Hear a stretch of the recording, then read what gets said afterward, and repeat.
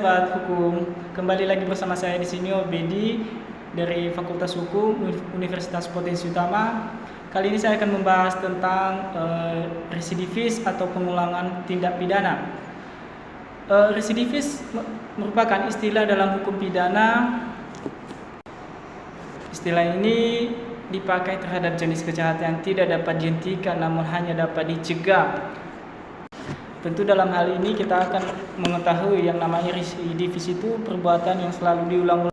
Contoh residivis itu adalah seorang yang melakukan pencurian secara berulang.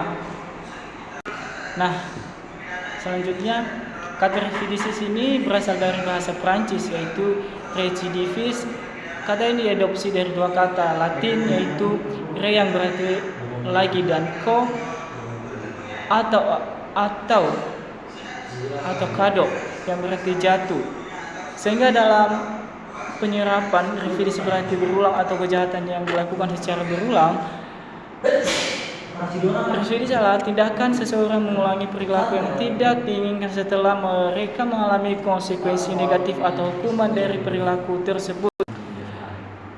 Di dalam KUHP pidana, maksudnya di dalam KUHP pidana, seseorang yang dapat dikatakan residivis jika melanggar pasal 127, 204 ayat 1, 244 sampai 248, 253 sampai 260 bis dan 263, 264, 266 sampai 268 dan 274, 362, 363 dan 365 ayat 1 dan 2 dan 3, 600 pasal 368 ayat 1 dan 2 sepanjang pasal ini tidak ditunjuk kepada ayat 1 dan 2, pasal 365 dan pasal 369, 372, 335 dan 378, 380 dan 381 sampai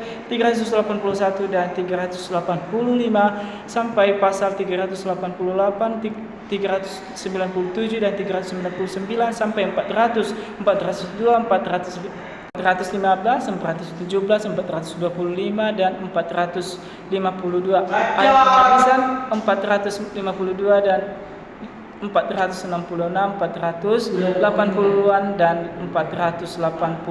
Selanjutnya pembagian residivis. Secara umum residivis dibagi menjadi dua kategori yaitu residivis umum atau agreement residivis dan residivis khusus atau spesial residif. Residif umum merupakan perbuatan pidana yang dilakukan secara berulang namun kejahatan yang dilakukannya tidak sama. Di dalam sebagaimana diatur dalam KUHP pidana diatur dalam pasal 486 sampai dengan pasal 488 KUHP pidana, sementara residivis khusus merupakan perbuatan pidana yang sama dilakukan dengan perbuatan pidana yang sebelumnya ia lakukan. Nah, di sini juga ada berbagai penyebab residivis yang terjadi saat ini. Contohnya 1. Kurang pendidikan, 2. Kemiskinan, 3. Tidak keluar dari lingkungan lama, dan 4. Tidak keluar dari lingkungan lama, 4. Depresi dan kehancuran, 5. Tanda rehabilitas yang tepat. Dari berbagai penyebab tersebut kita akan tahu penyebab-penyebab tersebut. Dan ada juga ancaman hukuman residivis bagi pelakunya. Misalnya seorang residivis diancam hukuman lebih berat daripada pelaku tindak pidana untuk pertama kalinya.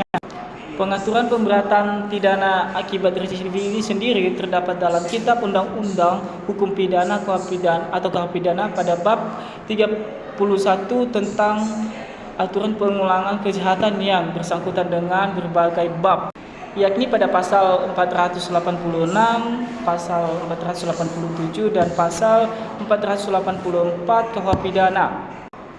Dan juga adapun pidana ditambah sepertiga dari ancaman pidana tersebut tetap atau sejak pidana dijalani seluruhnya. Residivis adalah apabila seseorang melakukan suatu tindak pidana dan untuk itu dijatuhkan pidana padanya, akan tetapi dalam jangka waktu tertentu pelaku yang sama melakukan tindak pidana lagi. Jangka waktu tertentu yang dimaksud antara lain: 1. Setelah tindak pidana tersebut dilaksanakan seluruhnya atau sebaiknya. 2. Sejak pidana tersebut seluruhnya dihapuskan. 3. Apabila kewajiban menjalankan pidana itu belum didaluarsa atau melewati batas waktu. Nah, demikian hasil pembahasan saya kali ini. Saya ucapkan terima kasih. Sampai jumpa.